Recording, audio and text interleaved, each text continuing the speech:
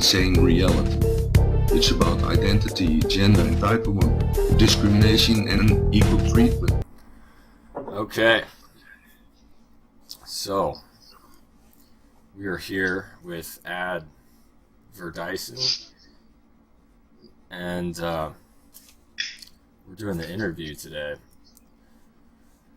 So, Ad, from what I understand, you're a big fan of postmodernism.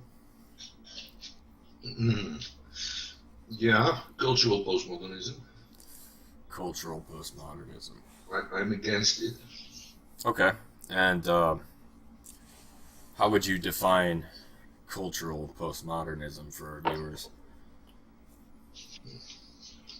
Well, I'm in 3 words. It's about feminism, pseudological lies feminism, atheism, and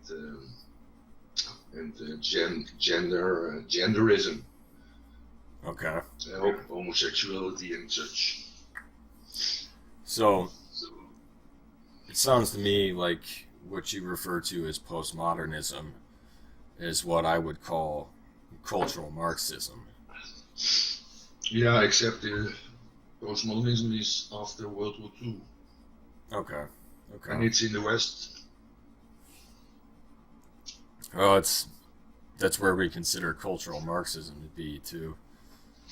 And from what I understand of cultural Marxism, that started up or at least the idea started up in the Frankfurt School, I believe. And yeah, but earlier in the mid-19th century already. Yeah. But Frankfurt School indeed did a lot about it. As I understand, I am not very good in all these things. So I remember when I was young, my father told me that postmodernism was something which denied the truth. And I remembered it a few years ago. So since then, I'm talking about it like that. I see. And I didn't even know there was postmodernism in college or in culture or whatever. No. I made my own story about it. Yes, it's become a lot more readily apparent everywhere that you look. Yeah, everywhere indeed. So, I've heard you use the term pseudological lies. And, yeah, that's essential. Yeah. How would you define that for us? Like fake news. like propaganda. Yeah, as if you may. Yeah. Okay, all right. But meanwhile, they are brainwashed, and well, they don't know and they don't want to hear, and they just passive aggressive, like those demon rats yesterday, or this morning. Yeah. But for me, it's yesterday now. Yeah, well, we're living it every day, man. Yeah. So, another term that I've heard you talk about before, but I'm not sure exactly what you mean by it, is defathering. Could you explain that for us? Defathering, yeah. I always wonder why it's not obvious for Americans in English, because the word itself is very clear. But you can, for instance, divorce, but also 2 mothers, and there is also demothering with 2 fathers or divorce. But it's also the idea that fathers are obsolete, which feminism clearly try to achieve. Okay, so what you're saying is it's essentially the cultural assault of the traditional family. Yeah, indeed. It's against natural law. It's against family life. It's against the idea pursuing happiness and developing human well-being. So it's against the interpretation of the Constitution, for instance, and it's against human rights. And that's why it is as if humane. They're fake humans, they are zombie-ized. Yeah, it's kind of what I'm getting out of it is it's kind of a perversion of the natural order of things. Yeah, and they started to do this a long time, and it started with the pill. I always say it started with the pill, birth control pill. But it also started by human rights, which are flawed. But in the mid-90s, that's also essential. They changed the definition of family into households with children. That was the civil rights changed it in households with children. So it opened the way for gay marriage, for mass divorce, and indeed what you're saying, destroying the natural family. Yeah. You call it traditional, but I'd rather call it natural family.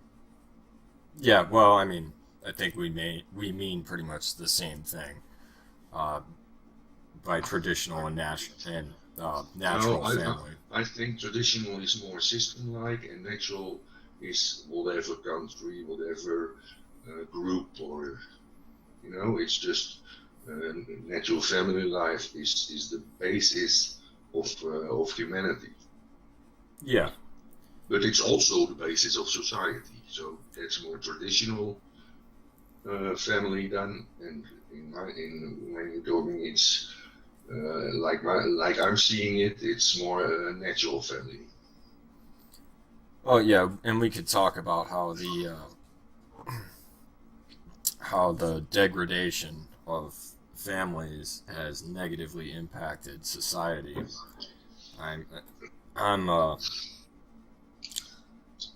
about almost going to be 26 here, and growing up, I was one of the few kids in my city that came from a family that was still together, and one that the parents weren't split up or whatever the case may be.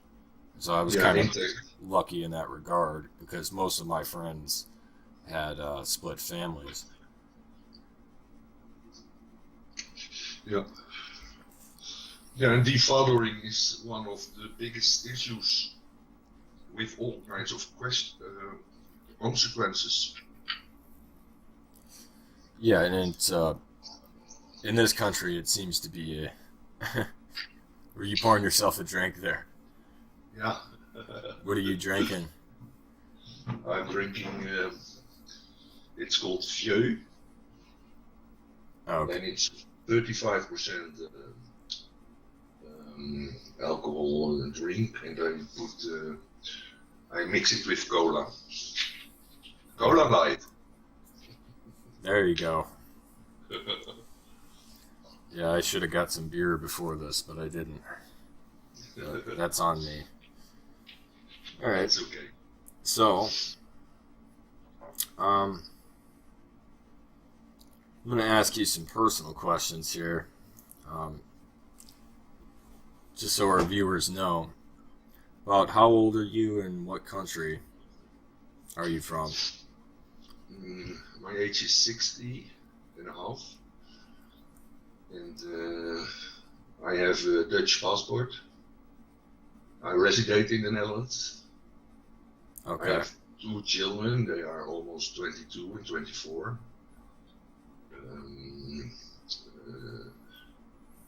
Divorce started 17 years ago. The ex-wife died 4.5 years ago. And now my children don't want to see me forever anymore. So it's been almost 7 years they were at my home, at their father's home. I missed their puberty, and I missed going to study and finishing high school and all those things. I missed everything. their friends, boyfriends, or maybe they're lesbian. I don't know where they live. I don't have their phone number. I don't have their email. I've broken with all my brothers and sisters because of this and also other things. So I don't have contact with anyone else who could help me, and they don't want to help me. So I'm just waiting.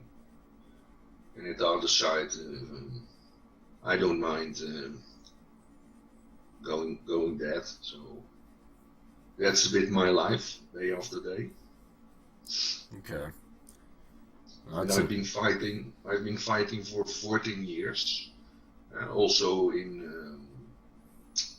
for everyone, not only for my own children and me, but also for everyone. I leaded a group, and we protested very much. Spoke with all kinds of experts and politicians, and ik ben name it, and we've spoken with them. So I also did that. And now I'm 60 and a half, and my health is very bad. I became an alcoholic after the ex and wife died. Yeah, that's a bit, in a few words, saying something about me. Okay. And why do you think all of that came about? Do you think that maybe postmodernism had something to do with it, or? Well, it was a development. I needed to understand what happened. Why I was shocked because the ex and wife wanted to divorce and totally ruined me out. She went crazy, you know. I didn't know what happened. It was an emotional roller coaster for me the first years. And I had heart problems, and I didn't. And next shock was the system, and all those institutes, and how everybody thought, and like child care and child protection, what their mindsets are, and so I started reading things. So I developed, I connected the dots, and I developed my view on what's happened, and that's how I came to, what I say, postmodern feminism and identity politics and sexualization, which are destroying the world. Well, it seems we've had a somewhat similar journey. I mean, I never had a family of my own, or was never married or divorced, but it was through life experiences that I had begun to connect the dots on things that were going on in society. So I can understand where you're coming from. It had to do with girlfriends? What did you experience? Yeah, you're the interviewer. But yes, I'm the interviewer.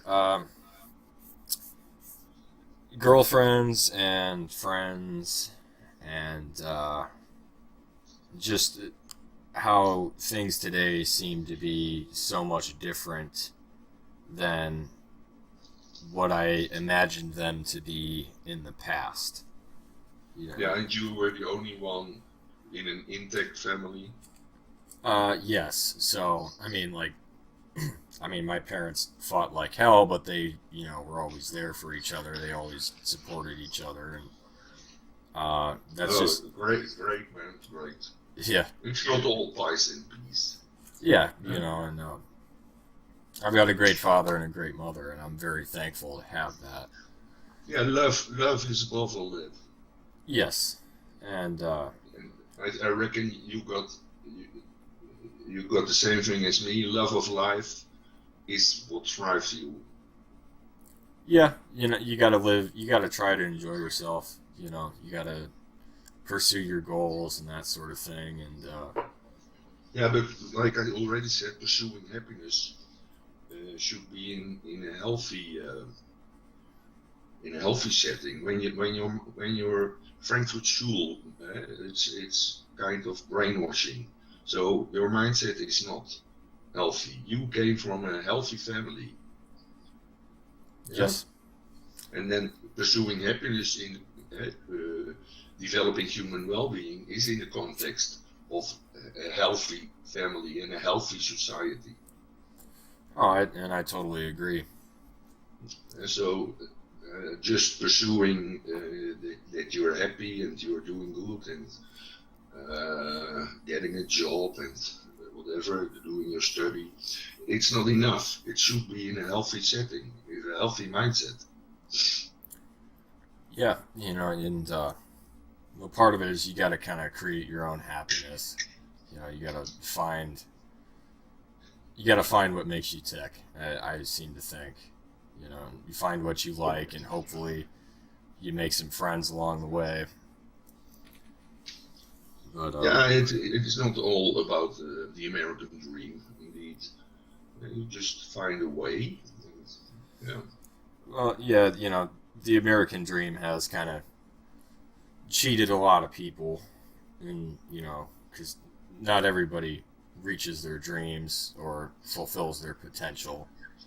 Yeah, or even have dreams, or even have very much potential. Or, Mm-hmm. you know. Well, it was. I'm going to bring up one of my father's quotes. I remember him saying is that, how did it go? His quote was that the dreamer always outlives the dream, which I found to be pretty accurate. Dreamer always outlives the dream. Yes, the dream dies before the dreamer. Oh yes, of course. And when the dream has been fulfilled, there is no dreamer anymore. Yeah. Yeah. That's a good one. Yeah. All right, so it's kind of philosophical. yeah, I like to philosophize. Yeah, I hate them, but I like the idea people philosophing in common sense, with a healthy body and a healthy mind. Yes. But philosophers, well, there's so many... I think all philosophers are frustrated, so they're not healthy. Well, I'd say that they have questions and they're pursuing answers, and there's many different schools of thought to different forms of philosophy, and yeah, and different issues also, indeed. So I'm saying it in general. It's not. Maybe there are some philosophers which are not being thrived by their frustrations or something. Yeah. Maybe like Spinoza. What was that? Yeah. I don't know much about it, so. Okay. But I have an opinion about that. It's like Muslims. I have an opinion about that, but I don't know much about it, so. Well, that's a good stance to take, because if you don't know much about something and somebody else does, you're better off keeping your mouth shut and listening. You might learn something. You know what I mean? Yeah, and it doesn't mean that it makes sense, that your opinion makes sense. But it's. I'm only trying to say I should, for instance, Islam. I should study it for 10 years before I could make. I think I could make some really choices. But I think my nowadays opinion is making sense. Yeah, your life view is starting to come together. Yeah, I don't trust them. So that's in essence what my feeling is. So, for instance, Palestinians. Oh, they are obvious bigots. And you know why? Because I think Palestine is the promised land. And the promised land is meant for the Jews. So what did the Arabs? They hijacked the word Palestine. Okay. I think it hurts Jews, you know? And that's how borderline is. How borderline they behave as if smart, as if reasonable, and that's the same as the pseudological lies. It's as if smart, as if reasonable, that you're being forced to respect it and to tolerate it. But now you see those Democrats, they can't tolerate that Trump has won. Yeah. They're in shock. They're very intolerant of anything that they disagree with. Yeah. Yeah. But next, I have also something to say about Democrats. Okay. Because I think that's neo-socialism and liberalism. And I think the Republicans are also liberals and neo-socials. And they're called cucks, and the Democrats are called cucks, and the neo-social Republicans are called conservatives. Did you say? And it's all.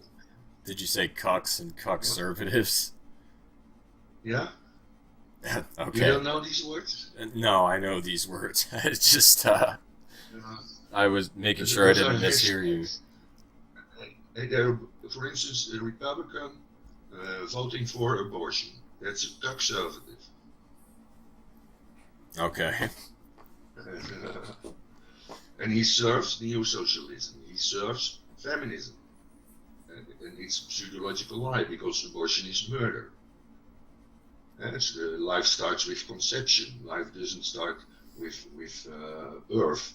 And so the human rights are flawed, because human rights start with birth. Yeah, I get what you're saying there, that like passing through the vagina doesn't grant life to something, that it would have to begin before that. Yeah, they're bacteria. They're one-celled. They're alive also. Yeah. But a sperm is not life, and an egg cell from a woman is not life. But when they mute together, then life begins. Well, I mean, I think you could make the argument that both of the cells are life. It's just at that point they're not a higher form of life, because, I mean, think of all the life you kill every day, just walking down the street, stepping on ants and shit. They're technically life too, but it's not as valuable as a human being. You know what I'm saying? It's not complete life. They can't survive all alone. And maybe this is the wrong word to use, but I think what you mean, I think instead of complete life, I would say sentient life. Something that's aware of its own existence. What do you say? Something that is? What's that? Did you say something that's not aware of its own existence? No, something that is aware of its own existence. No. Bacteria and fungi, they are not aware about their existence. Yeah. Trees neither, and flowers.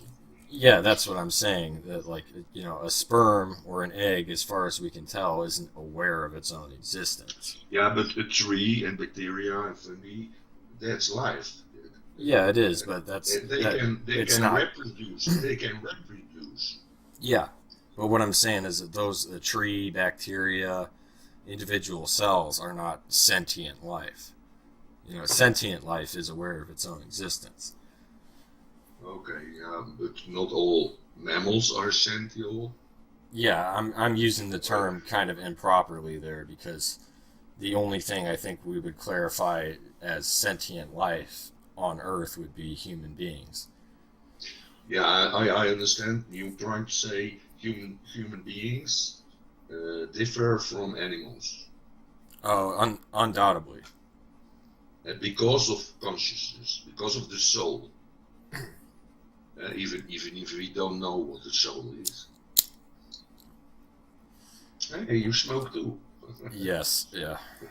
I smoke a lot more than I should, but Yeah, you should stop. You should quit. It saves you a hell of a lot of money.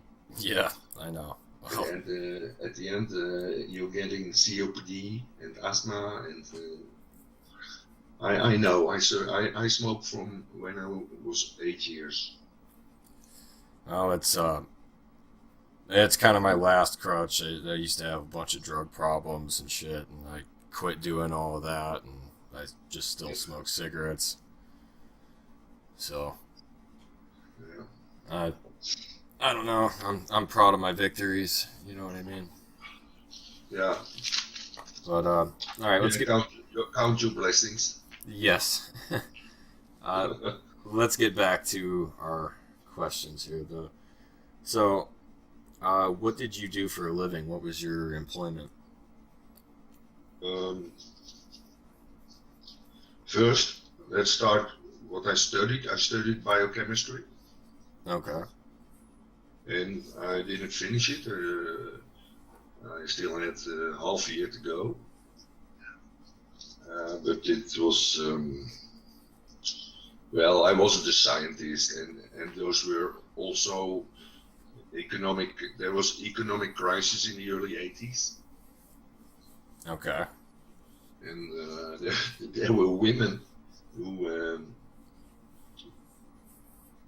yeah, who didn't like me, and they made it impossible for me, and I was not strong enough, so I was just yeah, not naive, but I was kind of ignorant. Some people say I'm a bit autistic or whatever. So, so I didn't finish it. Next, I had to do military service. How long did you do that? For almost 2 years. It was we were obliged.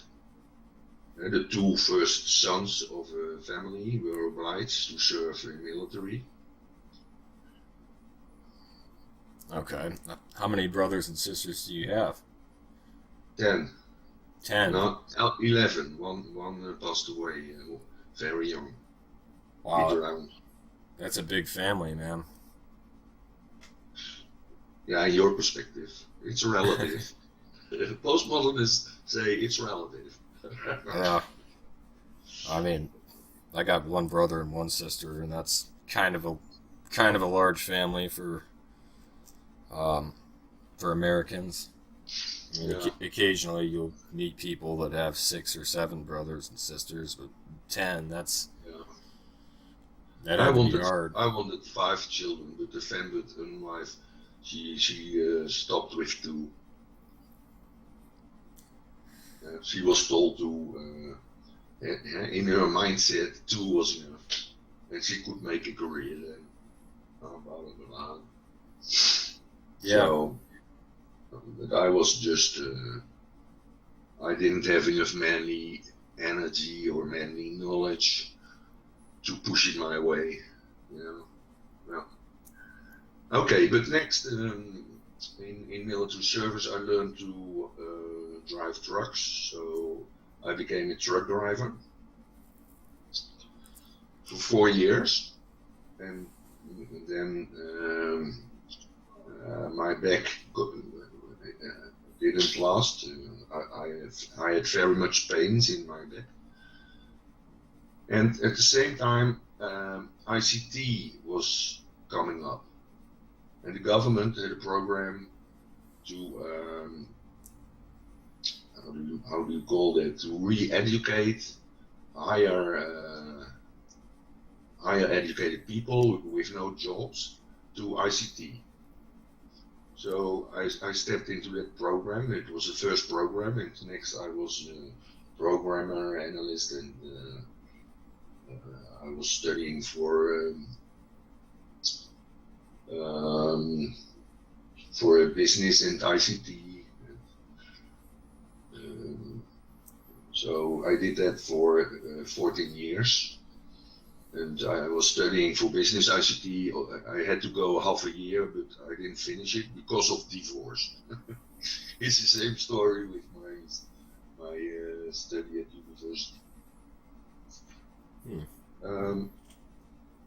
So that's it. And next, I got a chance by a friend of mine. I became a director of a small firm. It was very interesting, and yeah, I liked it very much. But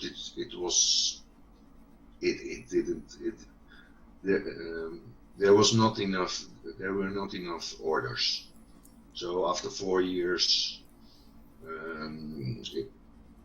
it stopped, and at the same time, my heart problems were getting too much. So it was okay. It stopped. Yeah. So that's my career. I see.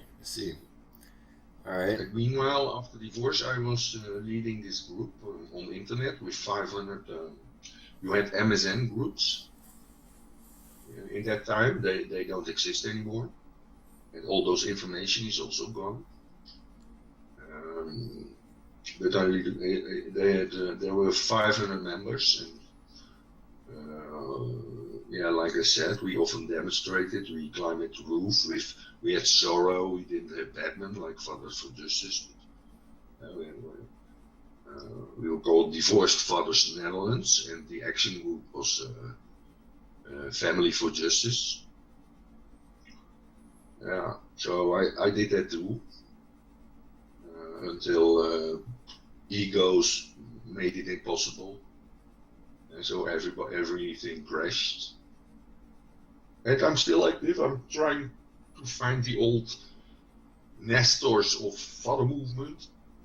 In Holland there are elections now, and I want to demonstrate on election day. Well, we'll see. So, who's running? I'm not familiar with the politics of that region. Who's running? Yes. Well, there are five parties close together. So there is no runner, and you can't say who's the runner-up, and they're close together, and it only polls. You only know it in 2 weeks when after the vote. Then you know it. You know, polls don't say anything. You look at Trump and Clinton. Polls were wrong all the way. Oh, well, there was obvious media bias in that. You know who the mainstream media wanted to win. Yeah, the media are liberal. I'd rather call it neo-social, because I think neoliberals are grabbing from the top. Yeah. All right. Well, I think so. I think this perfectly segues into our next question. Okay, let me finish the sentence. And neo-socials are grabbing at the bottom.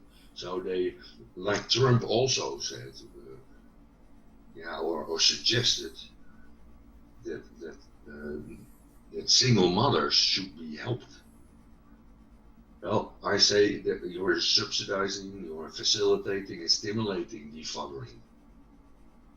Yeah? When you do that. So that's neo-socialism, and indeed it's cultural Marxism.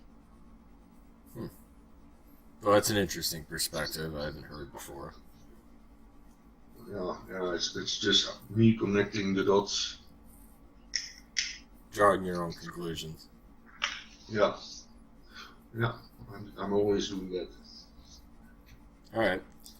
So, for you, would you say Do you prefer Hillary or Trump?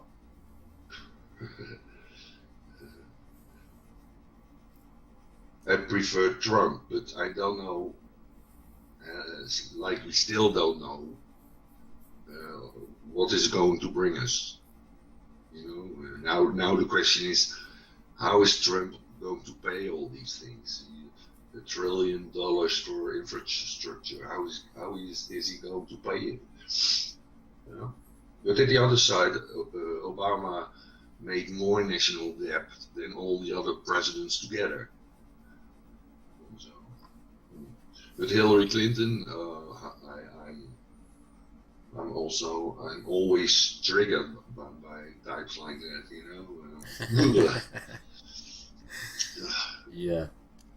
Yeah, I'm thankful she didn't win.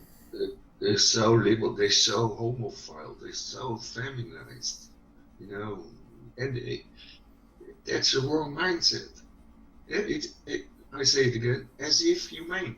They hijack humanity, but it destroys the world. Look at what happened when we tried to force democracy into Iraq and Syria, Libya, Tunisia, Egypt, and whatever. Look what happened. And democracy, mind you, was a Trojan horse for those pseudological lies I earlier mentioned. Yeah. Well, I mean, I think the key part of that is the people living there have to want it. And no, yeah, but like in Ukraine, there's George Soros with his Open Society. He's for more than 25 years, more than a quarter of a century, he's investing there to change people's minds. By open society, do you mean globalism? Yeah, the one new age global disorder, yes. But globalism is more like a trade, But I reckon you want to say New World Order, and I call it the one new age global disorder. Because it's not healthy. I would say it would be the antithesis of nationalism, which I guess you could say would be very similar to a New World Order. Yeah, and the end of nationalism, it means a new identity is needed. So all these mindsets, that's identity politics. They are framed in that we are all equal, that's equality. But equality is a lie. We are not equal. But they confuse it with equal value. Okay. So this is how they fucked up unequal treatment and discrimination.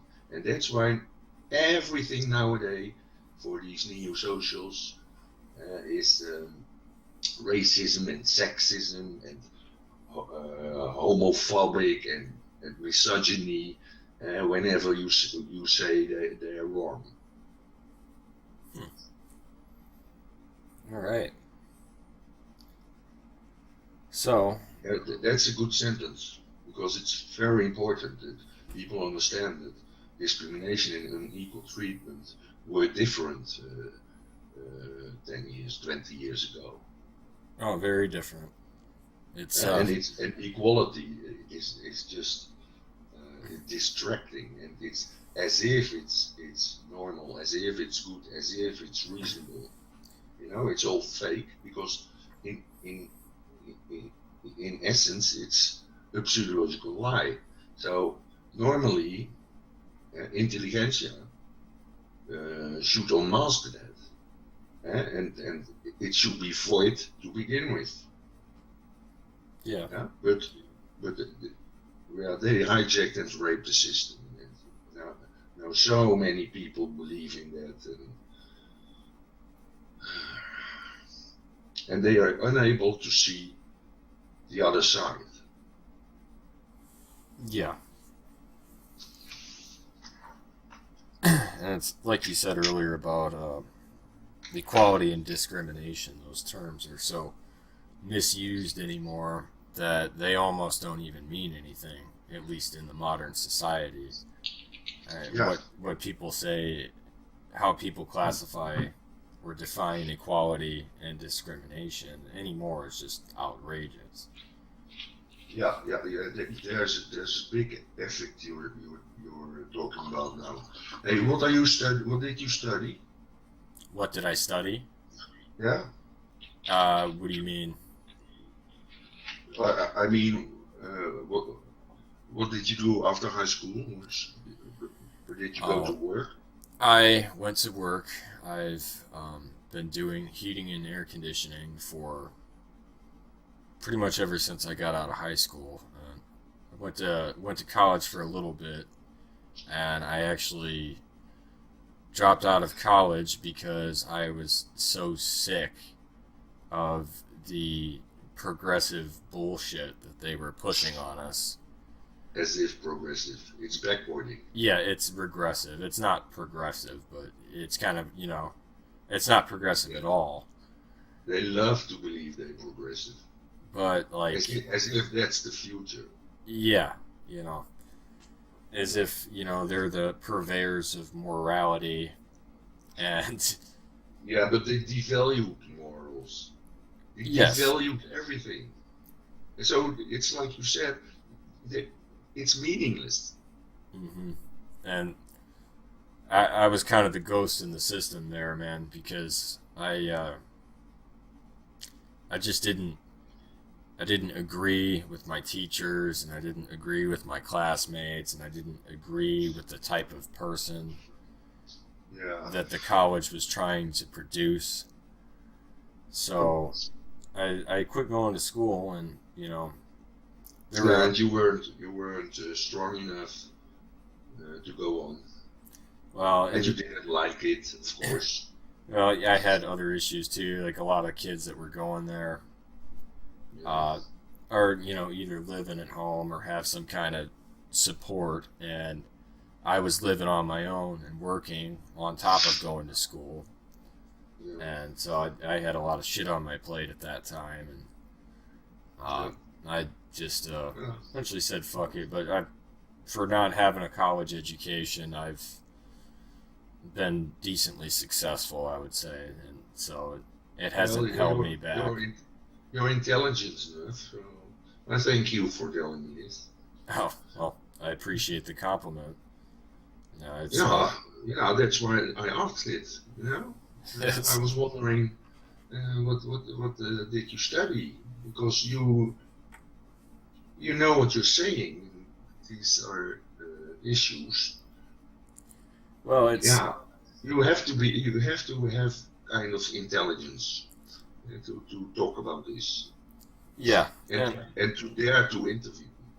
I I credit my father for that actually, because he's a very smart, um, objective type of person, and I remember I think I was 3 or 4 years old, and I pulled out his chessboard and I was playing around with the chess pieces, didn't know anything about it, and he saw that, and he sat me down right then and there and taught me how to play chess, and so my father was always stimulating my mind at a young age, and I developed a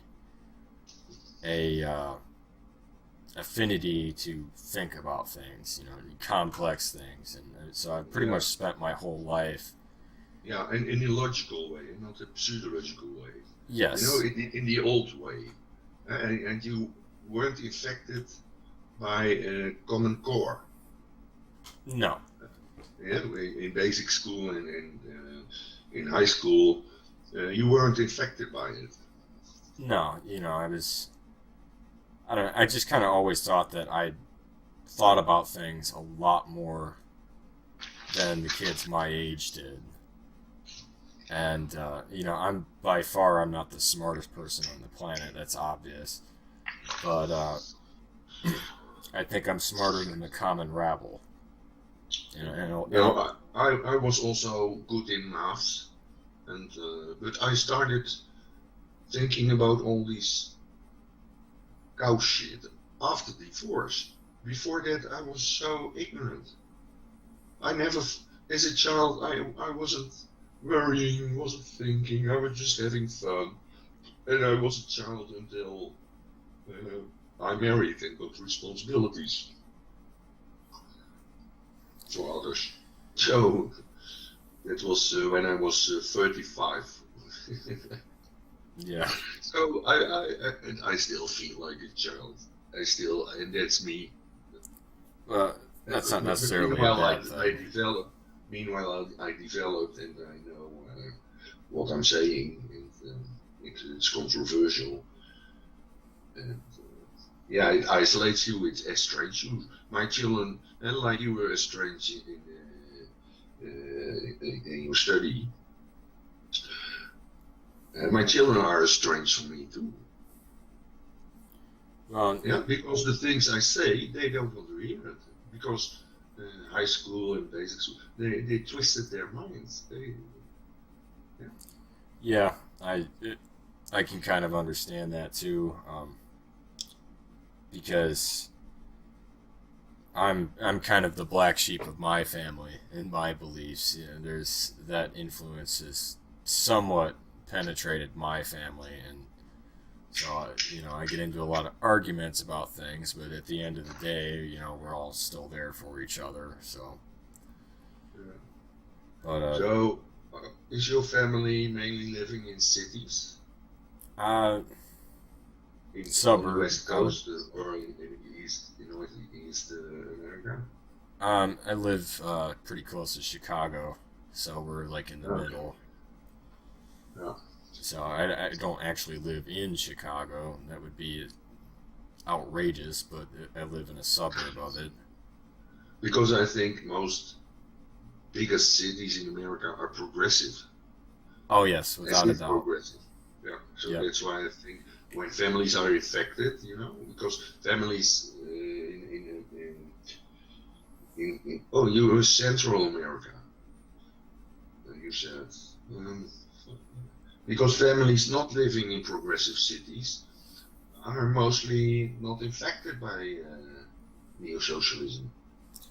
Yeah, when you go to some more backwater places or some smaller towns, people tend to have more conservative or traditional values, and people are more friendly.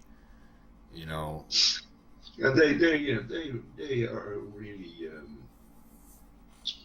they know family life is so important.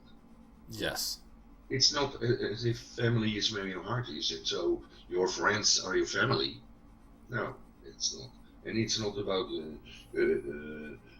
it takes a village to raise a child. No, it's about family life. hmm well, it's just the attitude of it is just so different. Like if you walk down this, Yeah, but it's logic when your mindset is normal and not brainwashed. You have another attitude. You have different feelings and thoughts, and love is still is still truly. It's not fake, you know. yeah, yeah, it's genuine. You know, Yeah. but So back to the interview.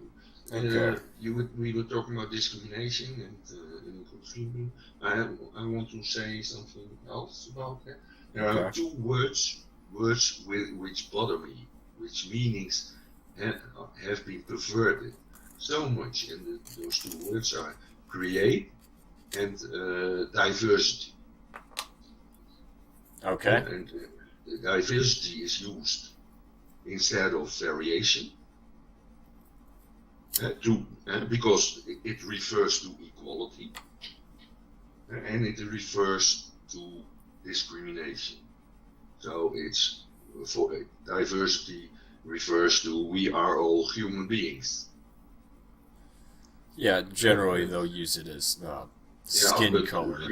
but healthy human beings and unhealthy human beings, that difference is made. So homosexuals are human beings too.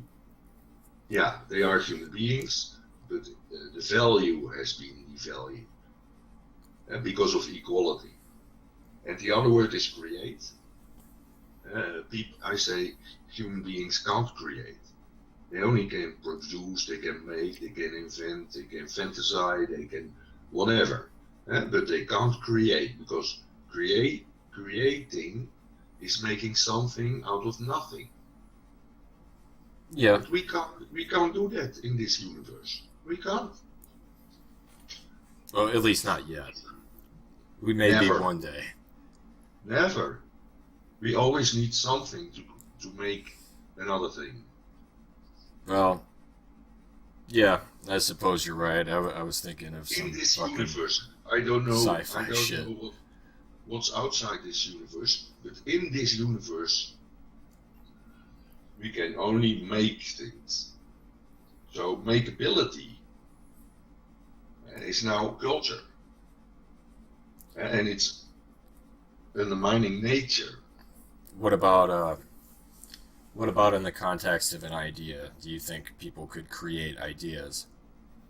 No, because ideas you need to eat. Your brains have to work. You need so much things to make an idea. Okay, all right. I can see where you're coming from on that. That's why I mentioned fantasies. You know, they are not material, but still, they are made from something. They are not made from nothing. All right. Well, it's been about an hour, and I think we're going to wind this down with the big question. And then, Whoa, we're already talking for an hour. Yeah. Yeah. Whoa.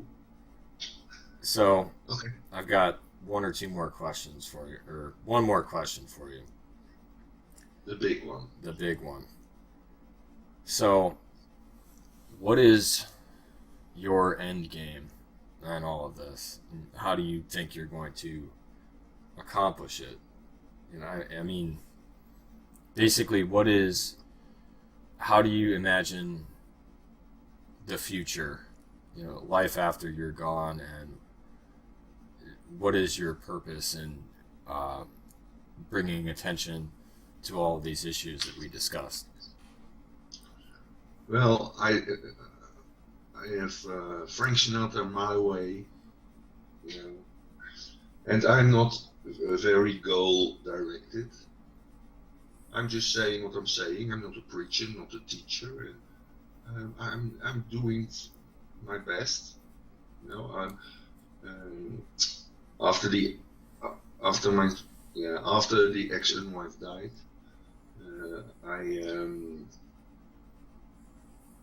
I started to retire from fighting. I needed my rest. So, how do I see the future after postmodernism? Yeah, postmodernism to begin with.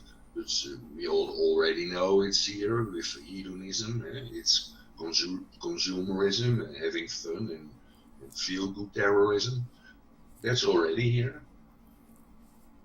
But I think truth alone prevails. So, one day the justice system has to be